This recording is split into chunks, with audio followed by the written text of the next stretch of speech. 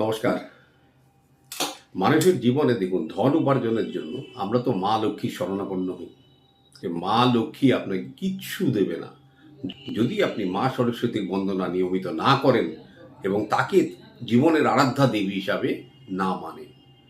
কারণ আপনার জীবনে ধন তখনই আসবে যখনই আপনার মধ্যে শিক্ষা, প্রতিষ্ঠা এগুলো আসবে, কিন্তু এগুলো ডিপেন্ড করে মা সরস্বতীর আশীর্বাদের উপর। প্রতিটি বিদ্যার্থী এবং যারা চাকুরি প্রার্থী এবং যারা চাকরি করছেন তাদেরকে আমরা অনুরোধ করছি যে বাড়িতে মা সরস্বতীর একটি ছোট মূর্তি বা একটি ফটো রাখুন। নিয়মিত মা সরস্বতীর কাছে স্নান টান করে এই মন্ত্রটি পাঠ করুন।